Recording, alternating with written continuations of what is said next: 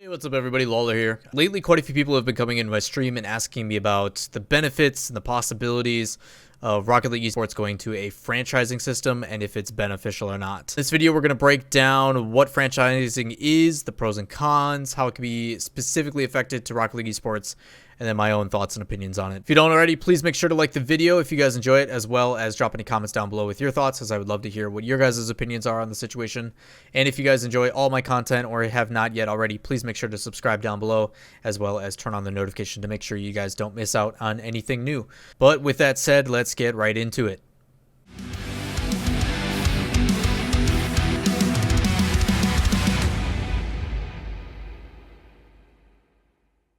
So first things first, what exactly is esports franchising? The best way to kind of explain it is teams or organizations, people like Cloud9 and etc., pay the developer Psyonix to reserve a spot in the league. In this case, our league or our Premier League is the RLCS. This then becomes regulated by the developer. So orgs will pay a price, an initial investment, to reserve a spot in the league play. There's no play-in, essentially, and we'll get into that more.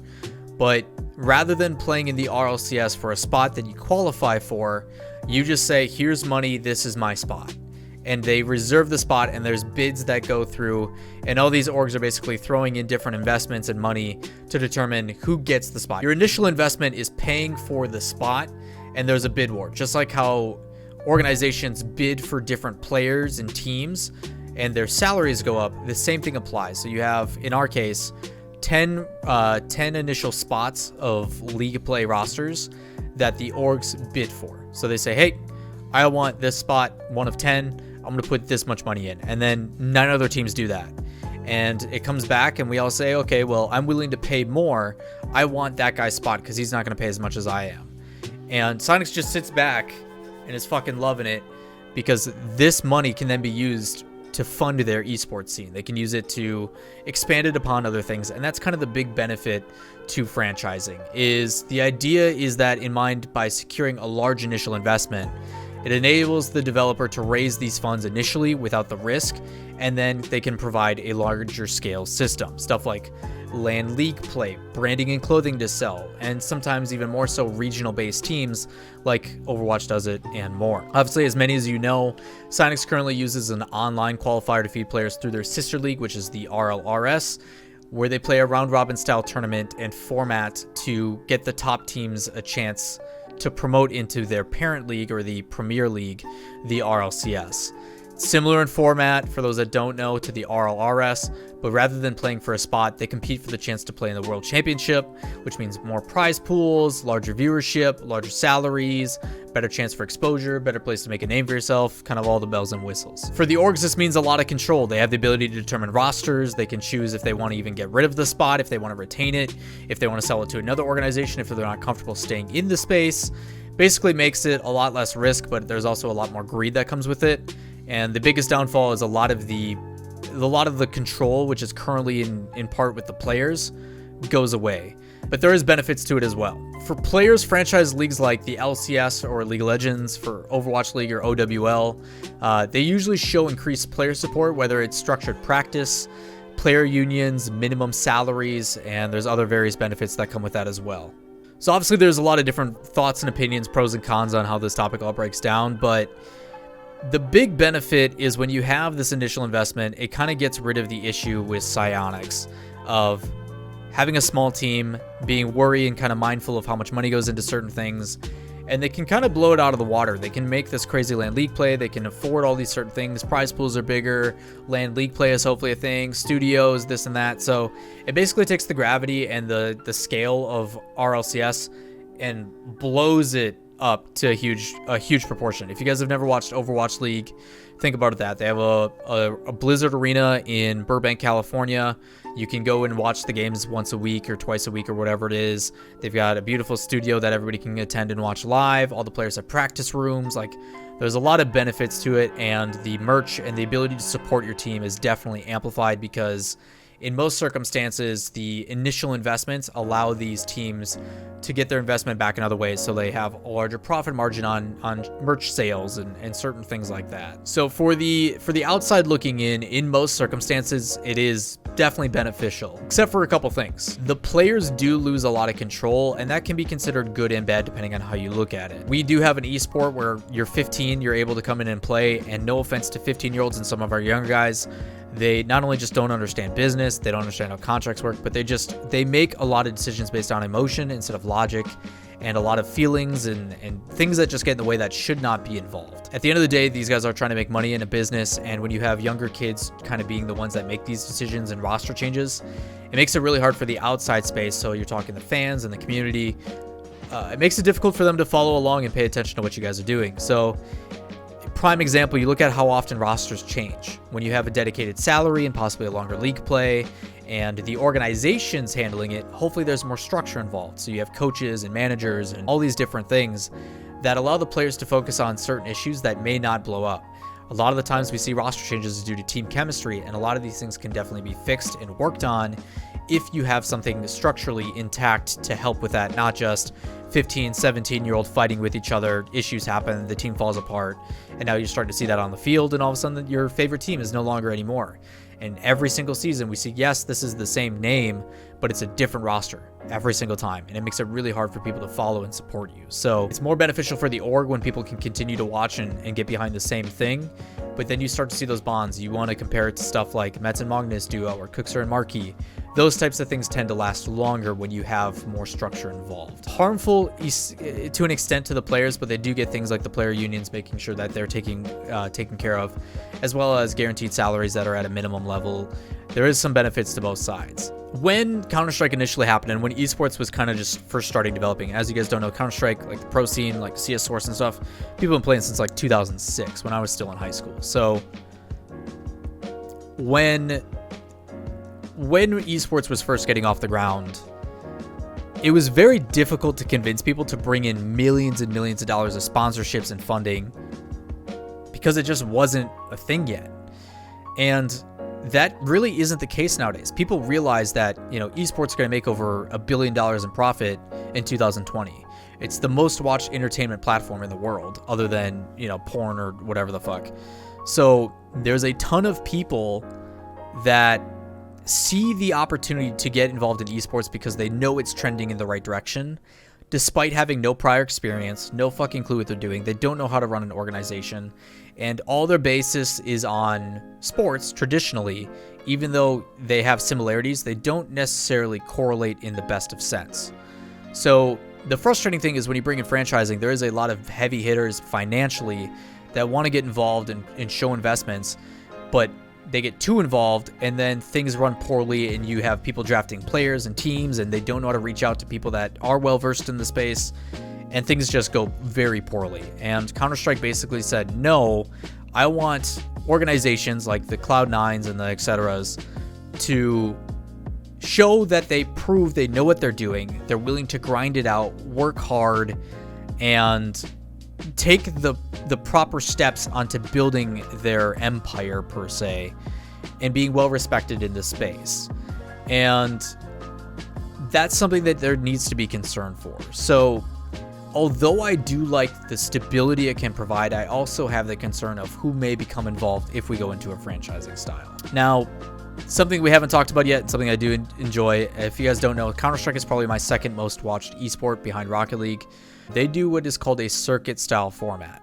Part of the reason why I really enjoy Rocket League and the franchising mentality, and I'm not completely opposed to it, is because I think Rocket League does best, as we all know, on a LAN environment. People who are like-minded, who want to watch the game with thousands of other people. Rocket League lives and breathes in the live environment, in front of a stage with the people playing, with thousands of people cheering. And that doubles down on the whole mentality of using Rocket League to be the gap between traditional and non-traditional. So I like the concept of doing it, but I think there's other ways that we should approach first that may benefit more without that risk per se of others coming in, and I think that's even more so a risk because of what Rocket League is. Being super accessible, it's easy to understand, there's no violence, it's really, really good for endemic and non-endemic sponsorships. There's a lot of benefits to Rocket League which may draw other people from the outside that are the mainstream into esports that we may not necessarily want, that can cause a lot of toxicity internally into the system. So I think a structured style version goes, and before we even get into that, I guess, the biggest thing is there's a lot of things that could happen, a lot of changes that could happen, like right now, if Epic decides to do so. So I think right now franchising isn't really needed because Epic does have that funding. They have the ability to really get involved. It's just they have to decide to do so. If they really want to blow this game up to a large proportion, we've seen what they can do with Fortnite. There is no doubt in my mind that they have that same opportunity with Rocket League, and they're not going to throw it away. They understand that Fortnite is a marketing tool. It is there to brand the new features and the new updates of their game. It is not meant for competitive integrity. It is a marketing tool, and that's what the esport is. They purchased Psyonix and the rights to Rocket League because they understand this is what an esport can be. This is the best esport possibility. The thing that we all know and love about Rocket League, I'm pretty sure Epic understands that as well. A really smart financial decision to go and purchase and make Rocket League a massive esport. I think they're well aware of what they have and what they can do with it. It's just a matter of taking those steps, which may take time to do. So what they plan to do and what they may do are things that we're looking forward to seeing happen. It's just a matter of when is that going to happen. Now, for Counter-Strike, they do a circuit-based style, and this is something I'm a huge fan of, and I go both ways on it. Part of the reason why I like the RLCS is we get a chance to see all of our buddies twice a year compete for a world championship title, even though it does feel that 2 a year is kind of too much because it taints the prestige of what a world championship and being the world champ means. I do like the fact that we have a league play system. I just feel there's better ways to go about it. You can either go the LCS approach, which is 2 league plays. They do a spring and summer split. They play a double round robin. They have an NA and an EU studio. There's a lot of things I really like about the LCS format and how they approach it. CSGO does a circuit style, which is you play at a bunch of different LANs. There's tons and tons of LANs put on, and each of those live events has open qualifiers and invited teams. Some are specific to just invitational and otherwise. But depending on the gravity or the gravitas of the event, they provide a point for your placement. So people can go and play, and because of that, and because of this open tournament mentality, there's a ton of amateur scenes. There's a ton of backing to the tier 2 organizations that allow them to supply basically RRLRS, but you're getting these RLS teams the opportunity to play on a live event against the top tier teams, which means they get better and they practice better, and it creates a really good structure. But based upon how you perform at those live events, imagine if we had 30 DreamHacks throughout the year, and teams pick and choose what DreamHacks they go to, and some are worth and weighted more heavily based upon how many points they offer. And at the end of a certain time period, so say like first and second quarter, we get midway through the year, they look at all your tourney results based upon the ones that you decided to go to. They take all those points, and those points determine if you then go to the major event, the RLCS, the World Championship, to find out who's the best of the best. And if you don't have enough points, or based upon your results, you want to get more, that's when you start going and grinding. You see teams go to more and more events, and they're just constantly playing, not only for the chance to get more prize pools and more exposure, but also for the ability to compete against the best. So that kind of system is really enticing because it gives us the benefit of the live experience with Rocket League, but also incentivizes kind of the World's Championship, the big head honcho premier event that we all look forward to, like Dallas coming up in April. I like that system as well and what it could possibly do, but I do agree that more than anything, Rocket League needs to not only take a step up, not only in what they do production-wise and what the show is going to become, but just in all around every kind of aspect, because it feels like it's starting to get to that stagnation area. Today's the 22nd. Tickets sold out for the RLCS live event in Dallas within like 3 hours, which is insane. I think it's like 7,000 seats roughly. So people obviously want to come and see it live. We just need to find a way to make sure they can do that as much as possible. Overall, I honestly could ramble about this all day. I could keep expressing and going in circles about how I feel about it. But the major things that I want to point out is I think we need to let Epic decide what they want to do and how they want to take this to the next level if they choose to do so. Franchising or circuit style, I have benefits to both. I don't know if there's any right answer. It was something that's kind of a trial and error period. I think I lean more towards the circuit style because it allows those hardworking organizations to kind of make a name for themselves, and it could really provide some good stability. But I also like the concept of having regional based teams. You know, soccer is the most watched sport in the world. It'd be really awesome to be able to attend events and support a regional team from the Midwest, being from Wisconsin myself. So genuinely interested in what you guys have to say about this topic, because I know it's a tough one to kind of give the right answer. So let me know. Maybe we'll do a follow-up video based upon your guys' questions if you have any, and go from there. But as always, I always appreciate you guys taking the time to listen and kind of provide your feedback. But until next time, if you guys haven't already, twitch.tv/Lawler, come discuss this stuff live. We'd love to have you there. But we are out of here. Peace.